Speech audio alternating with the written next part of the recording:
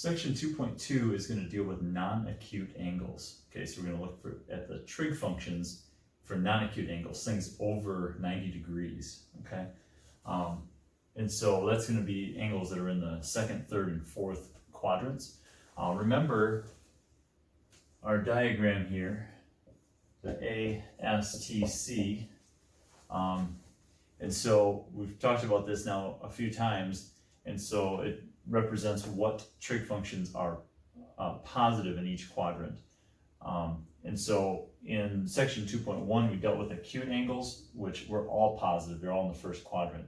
But now when we deal with the second, third, and fourth quadrants, we're going to need to keep in mind the sign, SIGN, of each trig function, so whether it's positive or negative.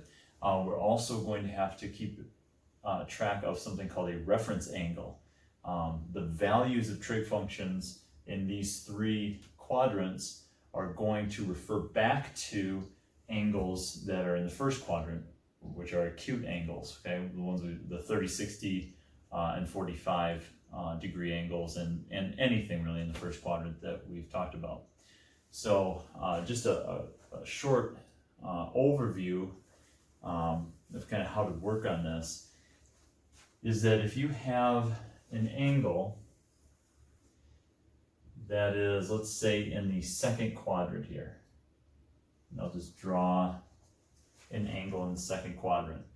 That angle is going to be somewhere between 90 and 180 degrees. Okay, so I'm gonna label that angle as angle theta. Okay, so we talked about the letter theta before as our variable. So in quadrant 2, so I'm going to summarize here a little bit. I need my eraser. So quadrant 2, we know that theta is between 90 degrees and 180 degrees. Okay. The angle that we're going to use as a reference angle in the first quadrant is the angle that's coming up off of the x-axis. Okay, the reference angles are always going to come off the x-axis, and so the reference angle is going to be this angle in here. We're going to call it theta prime. Okay, your textbook puts a little apostrophe next to the theta, calls it theta prime. That angle is going to correspond to an equivalent angle, or congruent angle, I should say, in the first quadrant here. Okay, and so that's the angle that we're going to be referencing when we create or when we calculate the 6 trig functions.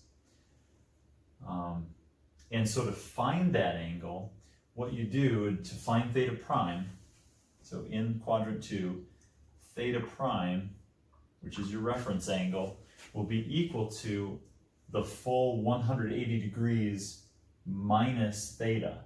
Okay, so if you take 180 degrees, you subtract off theta, the remaining angle is theta prime.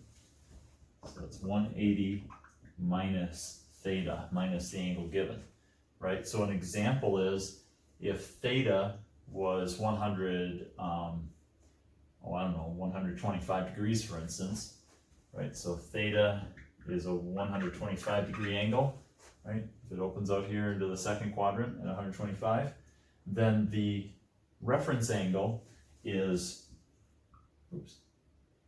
theta prime would be 180 minus 125, which ends up being, what, 55? So you'd have a 55 degree angle in here, which is what you would correspond to over on this side. So you'd be dealing with, you basically calculate everything as though it's a 55 degree angle, and then apply the appropriate positive or negative value to that. Okay, so reference angles are going to be very important. So theta prime, I'm going to write that up somewhere. Theta prime is the reference angle theta, okay? Each quadrant is going to have its own unique way of calculating theta prime, okay? But eventually it's going to become intuitive, I think, that you're always trying to find the angle coming up or down from the x-axis. Alright, so that's that example. Now let's say, for instance, that we're dealing with an angle in the third quadrant. Get rid of some of these markings here. So, with an angle in the third quadrant,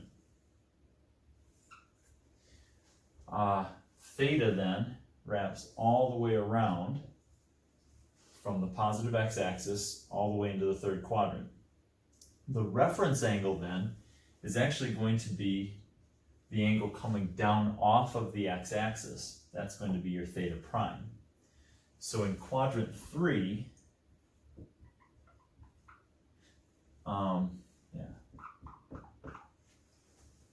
in quadrant 3, your angle theta, the original angle, is somewhere between 180 degrees and 270 degrees.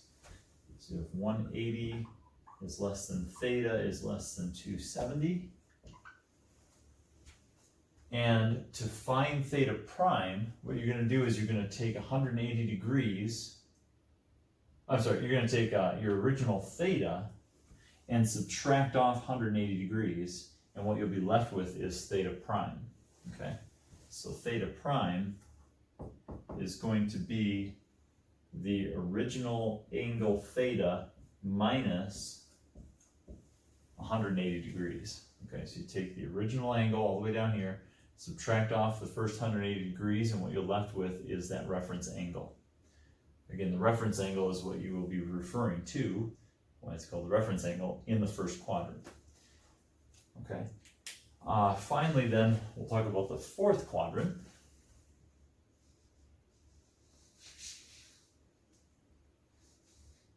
Again, these hopefully will just become pretty intuitive as we go, and you won't need like a special formula for each quadrant, but just to give you an idea now of how to find these reference angles. So if you have an angle here in quadrant 4, then theta again comes all the way around from the first, from the positive x-axis counterclockwise. And the angle itself then is going to be somewhere between 270 and 360.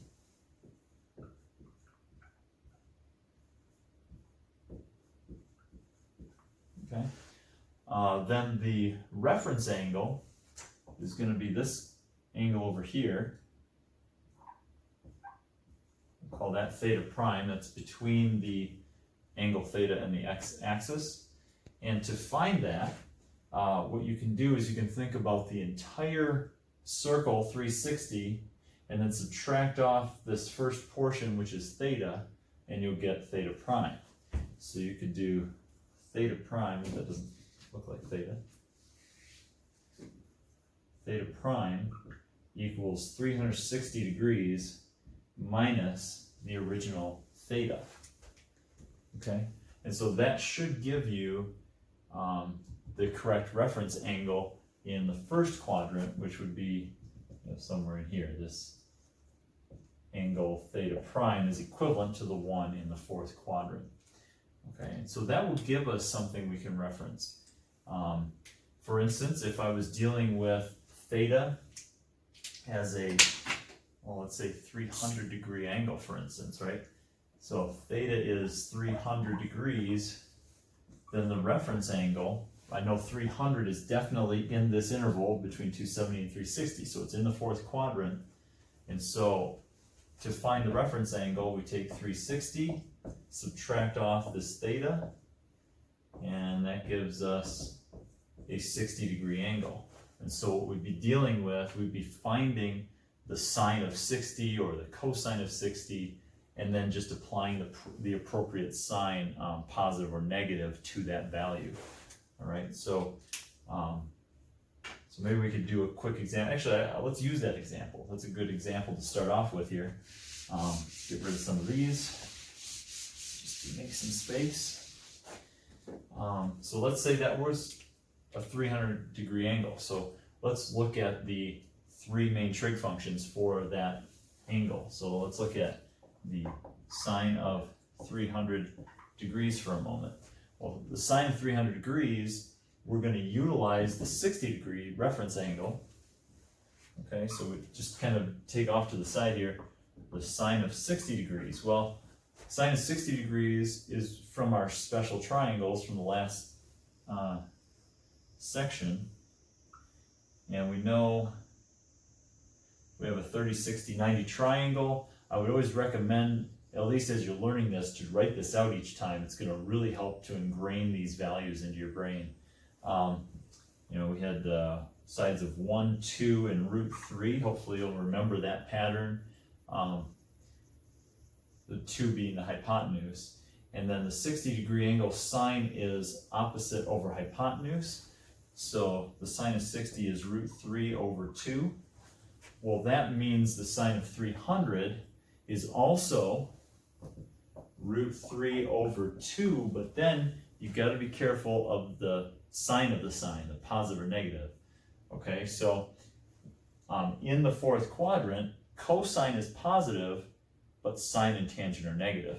And so this value must then be a negative root 3 over 2. Okay, so that's how we find the trig function values for angles that are not in the first quadrant. Well, that gives us the sine. Now let's see if we can find the cosine and the tangent. So I'll draw this up over here. Actually, I can get rid of this, free up some more space. So the cosine of 300 degrees can be found again by using the cosine of 60. We know the cosine of 60 degrees, based upon this triangle, is adjacent over hypotenuse, that's 1/2. Well, the cosine of 300 would utilize that reference angle to get the value, but then I also need the correct sign, S-I-G-N, okay? The correct sign for the cosine, gosh, I hate the way that works out. The cosine is negative in the fourth quadrant. And so, oh, I'm sorry, it's positive. C is here. These are the positive numbers, or positive functions, right? So cosine is positive in the fourth quadrant, and so I would leave this as a positive value. All right, so just positive 1/2. Then I can also look at the tangent of 300.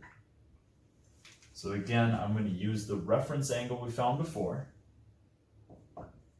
So the tangent of 60 degrees I know is opposite over adjacent, so that's square root of 3.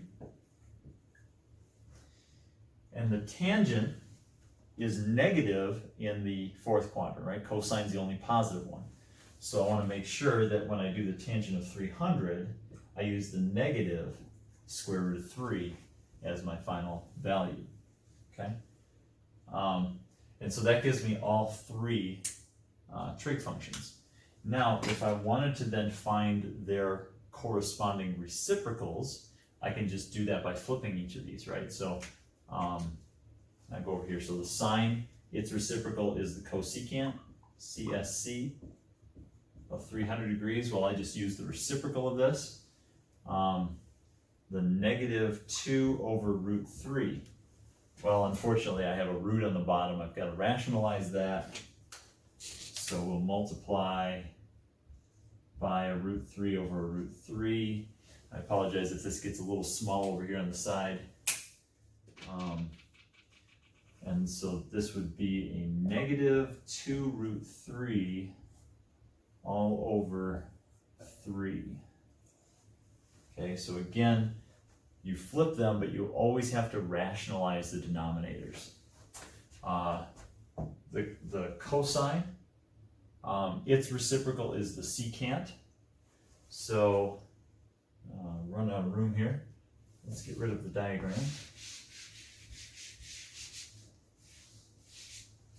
And so the secant of 300 is the reciprocal of positive 1/2, which would be 2. That one's easy enough. And the cotangent is the reciprocal of the tangent. So the cotangent of 300 degrees is the reciprocal of negative root 3. Well, that's negative 1 over root 3. Okay. Again, rationalizing the denominator. So negative 1 over root 3, if I multiply the top and bottom by square root of 3, I will get a negative root 3 all over 3. And that will be the final answer to my 6th trig function for 300 degrees.